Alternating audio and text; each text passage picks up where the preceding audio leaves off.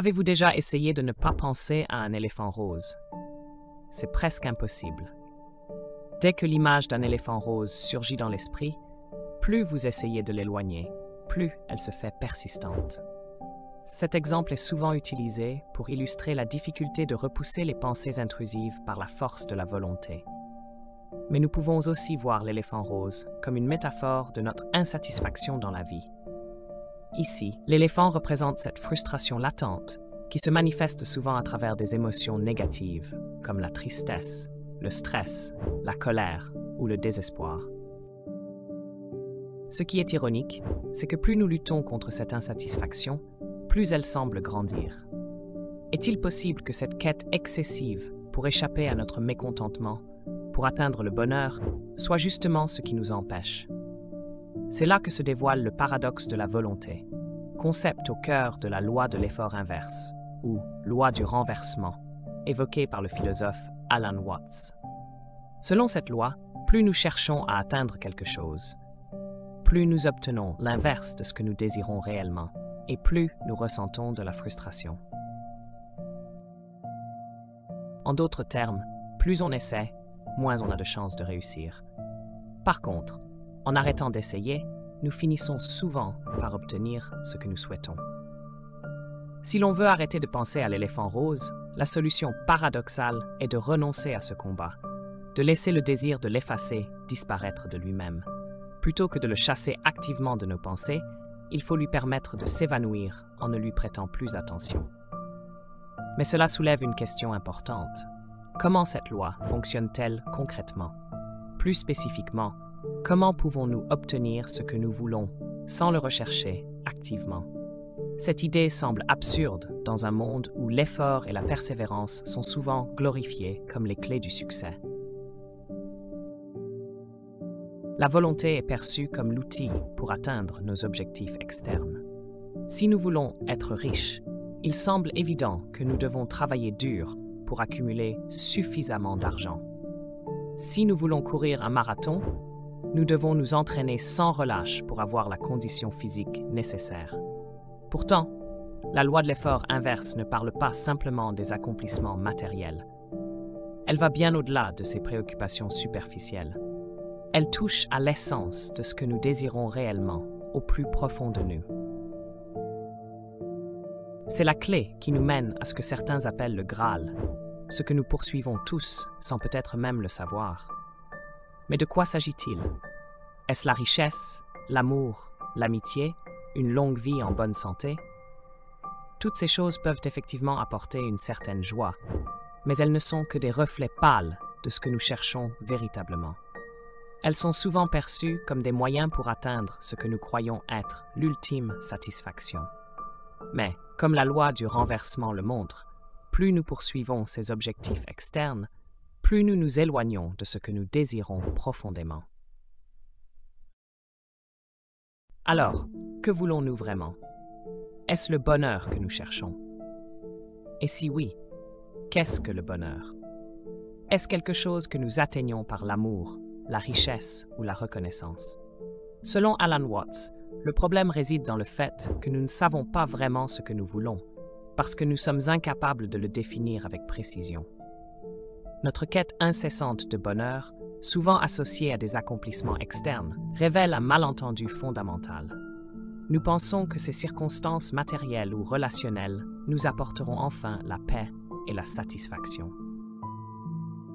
Mais la vérité, telle qu'elle apparaît dans cette perspective paradoxale, est que plus nous nous efforçons d'atteindre ces états, plus ils semblent nous échapper. C'est en cessant de vouloir contrôler, de vouloir tout maîtriser, que nous découvrons finalement ce que nous cherchons depuis toujours. C'est une philosophie qui demande une remise en question de nos croyances sur l'effort, le succès et le bonheur, et qui, à première vue, peut paraître contre-intuitive, mais qui pourrait bien être la clé d'une vie plus libre et épanouie. Alan Watts a un jour déclaré « Pourquoi ne savez-vous pas vraiment ce que vous voulez? Il y a 2 raisons à cela. Premièrement, vous l'avez déjà. Deuxièmement, vous ne pouvez pas vous connaître vous-même, parce que c'est impossible. C'est un peu comme un couteau qui ne peut pas se couper lui-même. ou une flamme qui ne peut se brûler, ou encore la lumière qui ne peut s'éclairer elle-même. Voilà l'idée centrale. Alors, est-il possible que ce que nous cherchons soit obscurci par l'acte même de la recherche? Que nous poursuivions quelque chose d'indéfinissable, sans vraiment comprendre ce que c'est? Si c'est le cas, pourquoi continuons-nous à chercher? La condition humaine ressemble à une grande méprise collective, où nous sommes persuadés que l'accumulation de biens matériels ou la modification de nos circonstances extérieures, qu'il s'agisse de l'argent, du statut social, ou même de changements dans notre apparence physique, nous libérera de ce sentiment de manque. La loi du renversement nous enseigne pourtant le contraire. Nous nous sentons incomplets précisément à cause de notre insatisfaction envers le présent. Plus cette insatisfaction grandit, plus notre souffrance s'intensifie. Plus nous croyons avoir besoin de changement pour être heureux, moins nous ressentons de satisfaction. Imaginez que vous vous fixiez pour objectif de devenir millionnaire, en croyant que cela vous apportera le bonheur.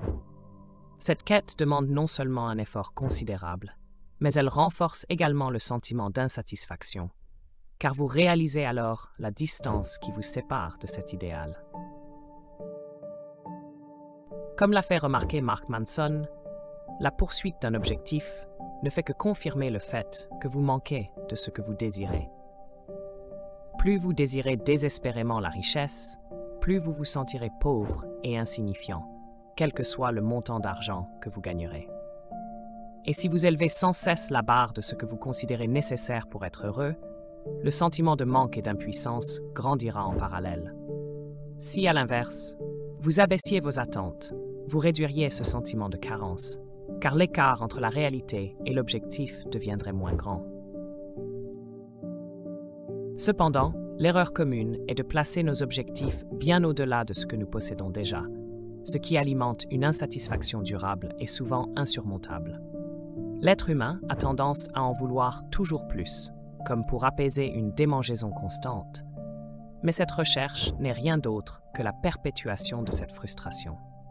C'est là une profonde ironie, et cela rejoint la pensée du philosophe allemand Arthur Schopenhauer. Selon lui, nous désirons ce que nous désirons parce que, comme tout dans l'univers, nous sommes l'incarnation de la volonté de vivre, ou plus simplement, de la volonté. Pour Schopenhauer, cette volonté est un désir irrationnel, sans fin, qui conduit à une vie de souffrance, car rien dans le monde ne peut satisfaire cette soif. Nous sommes donc condamnés à vouloir plus que ce qui est nécessaire, pris au piège par cette perception d'un manque perpétuel. L'esprit, insatiable par nature, est constamment dans une quête de plus, convaincu que le présent est insuffisant.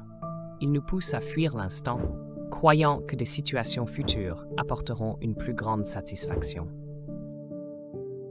Pourtant, lorsque nous atteignons ces moments tant attendus, nous retrouvons la même insatisfaction, dans un cycle sans fin. Schopenhauer disait, et je cite, « Toute grande jouissance est une erreur et une illusion, car aucun désir réalisé ne peut procurer une satisfaction durable. Ainsi, c'est la volonté elle-même qui nous pousse à chercher, mais c'est également elle qui nous empêche de trouver ce que nous cherchons vraiment. Ce cycle infini de désir, de recherche et d'insatisfaction est profondément ancré dans notre condition humaine. C'est cette soif insatiable qui nous maintient dans une quête illusoire de bonheur, où l'on croit que la prochaine acquisition, le prochain succès ou la prochaine étape de notre vie sera enfin la clé.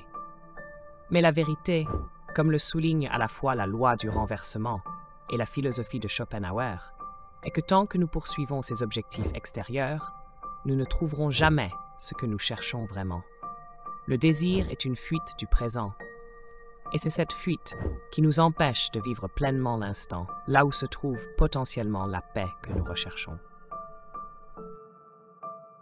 Arthur Schopenhauer avançait l'idée que la seule façon d'atteindre une satisfaction véritable était de nier la volonté, menant ainsi à un état de contentement et de vide, dépourvu de tout désir ou quête incessante. En d'autres termes, arrêtez de chercher à tout prix, et vous l'aurez. C'est l'idée même du paradoxe. En cessant de thésauriser, vous vous retrouvez avec l'abondance. Là où d'autres vous voient solitaires, Vous êtes en réalité entouré d'une richesse de choses subtiles.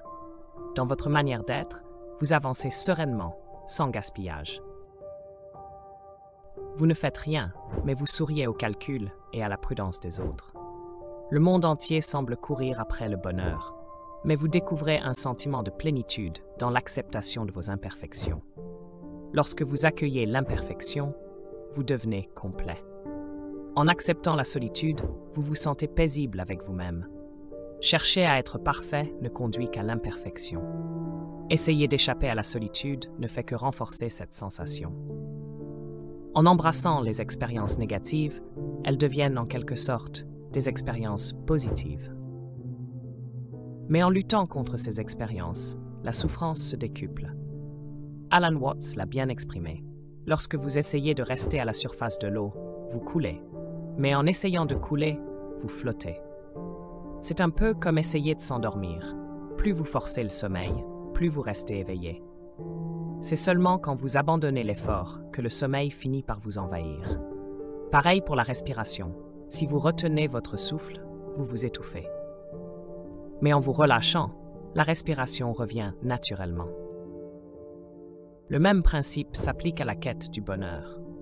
C'est en cessant de chercher le bonheur que vous le trouvez, car soudainement, rien d'autre que l'instant présent n'est nécessaire. Lorsque vous arrêtez de vous efforcer de devenir riche, vous vivez dans l'abondance, car vous êtes satisfait de ce que vous avez, et tout le reste devient un bonus. Ainsi, la seule manière d'obtenir ce que vous désirez est de ne plus le désirer. C'est la grande leçon de la loi du renversement. Il y a une parabole zen qui illustre parfaitement ce principe. Comment nettoyer de l'eau trouble? Imaginez un lac dont les eaux sont brouillées et que vous souhaitez voir clair. Vous pouvez essayer de remuer l'eau ou d'enlever les impuretés avec vos mains, mais cela ne fera qu'aggraver les choses. La seule solution est de ne rien faire, de laisser le temps agir jusqu'à ce que l'eau se clarifie d'elle-même. L'eau trouble représente nos désirs, nos pensées et notre insatisfaction. Remuer l'eau, c'est tenter de chasser cette insatisfaction en poursuivant le bonheur. Voir le fond du lac symbolise la satisfaction, une clarté d'esprit qui n'arrive que lorsque l'on cesse d'agiter l'eau. C'est donc dans l'abandon de l'effort que nous accédons à ce que nous désirons. Comprendre la loi du renversement ne signifie pas qu'il faille renoncer aux ambitions, aux objectifs ou aux désirs de changement. Il est certain qu'il existe de nombreuses raisons légitimes de vouloir évoluer, d'améliorer son état. Cependant, cette loi nous enseigne de ne pas nous laisser duper par l'illusion que la poursuite effrénée du bonheur nous apportera celui-ci. En vérité, c'est tout l'inverse. Armés de cette connaissance, nous pouvons plus souvent expérimenter cet état de satisfaction lié à l'absence de désir, à ce non-vouloir. Comme l'a si bien dit Alan Watts, le mystère de la vie n'est pas un problème à résoudre, mais une réalité à expérimenter. Merci à vous d'avoir suivi cette présentation. Si vous avez trouvé ce contenu utile, n'hésitez pas à liker, partager et vous abonner pour soutenir la chaîne. À très bientôt pour une nouvelle vidéo.